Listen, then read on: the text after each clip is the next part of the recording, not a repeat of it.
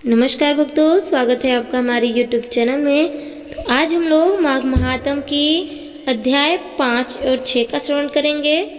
चलिए अध्याय श्रवण करते हैं। उससे पहले अभी तक आपने हमारे चैनल को सब्सक्राइब नहीं किया है तो प्लीज़ हमारे चैनल को सब्सक्राइब करके वीडियो को लाइक जरूर कीजिएगा। दत्तात्रेय जी कहते हैं, हे राजन, एक प्राचीन इतिहास कहता हूँ। भृगु वंश में ऋषिका नाम की एक ब्राह्मणी थी जो बाल्यकाल में ही विधवा हो गई थी।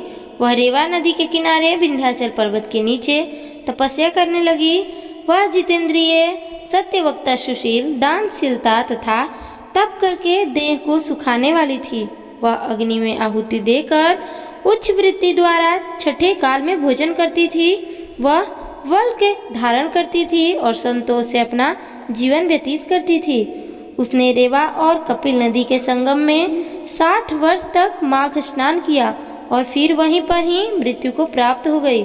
माघ स्नान के फल से ही वह दिव्य 4000 वर्ष तक विष्णु लोक में वास करके सुंद और उपसुंद दैत्यों का नाश करने के लिए ब्रह्मा द्वारा तिलोत्तमा नाम की अप्सरा के रूप में ब्रह्मलोक में उत्पन्न हुई।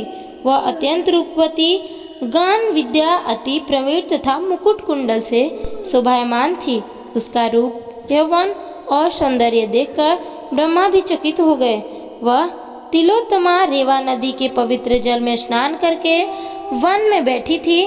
तब सुंद व उपसुंद के सैनिकों ने चंद्रमा के समान उस रूपवती को देखकर अपने राजा सुंदर उपसुंद के उसके रूप की शोभा का वर्णन किया और कहने लगे कि कामदेव को लज्जित करने वाली ऐसी परम सुंदरी हमने कभी नहीं देखा।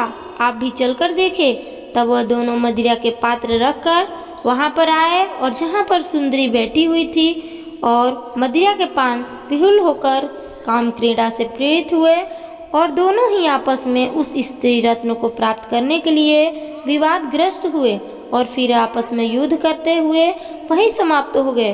उन दोनों को मरा हुआ देखकर उनके सैनिक ने बड़ा कोलाहल मचाया और तब तिलोत्तमा काल रात्रि के समान उनको पर्वत से गिरती हुई 10 दिशाओं को प्रकाशमान करती हुई आकाश में चली गई और देव कार्य सिद्ध करके ब्रह्मा के सामने आई। तो ब्रह्मा जी ने प्रसन्नता से कहा कि हे चंद्रवती, मैंने तुमको सूर्य के रथ पर स्थान दिया। जब तक आकाश में सूर्य स्थित है, नाना प्रकार के भोगों को भोगो। सो हे राजन, वह ब्राह्मणी अब भी सूर्य के रथ पर माघ मास स्नान के उत्तम भोगों को भोग रही है। इसलिए श्रद्धावान पुरुषों को उत्तम गति पाने के लिए यत्न के साथ माघ मास में विधि पूर्वक स्नान करना चाहिए। चलते हैं छठे अध्याय की तरफ।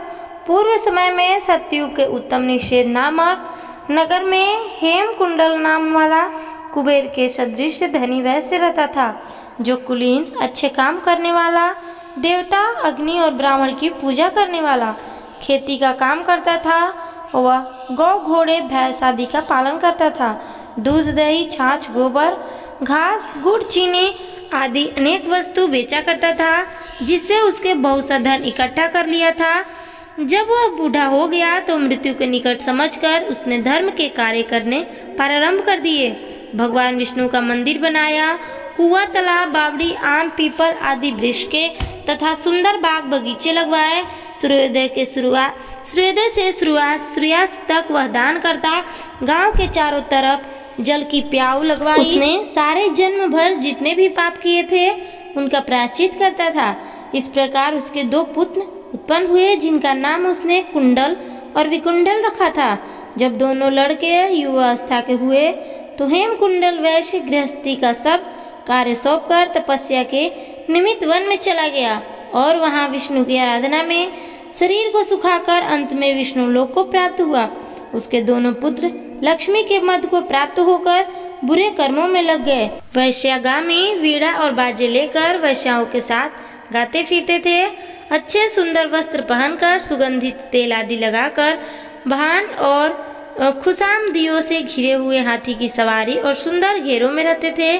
इस प्रकार ऊपर बोए बीज के सदृश वह अपने धन को बुरे कर्मों में नष्ट करते थे। कभी किसी सत पात्र को दान आदि नहीं करते थे, ना ही कभी हवन, देवता या ब्रह्मा जी की सेवा तथा विष्णु जी का पूजन भी करते थे। थोड़े दिनों में उसका सब धन नष्ट हो गया और वह दरिद्रता को प्राप्त होकर अत्यंत दुखी हो गई। भाई जन, सेवक, उपजीवी सब इनको छोड़कर चले गए। तब इन्होंने चोरी आदि करना आरंभ कर दिया और राजा के भय से नगर को छोड़कर डाकुओं के साथ वन में रहने लगे और वहां अपने तिच्छड़वाड़ों से वन के सभी पक्षी, हिरण आदि पशु तथा हिंसक जीवों को मारकर खाने लगे। एक समय इनमें से एक पर्वत पर गाय को, जिसको सिंह मारकर खा गया था, और दूसरा वन को गया जो काले सर्प के डसने से मर गया।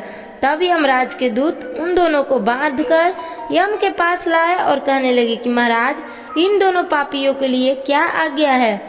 आज की कथा यहीं पे समाप्त हुई। मिलते हैं आपसे अगले वीडियो में। अच्छी लगी तो प्लीज़ हमारे वीडियो को लाइक करके चैनल को सब्सक्राइब जरूर कीजिएगा। धन्यवाद।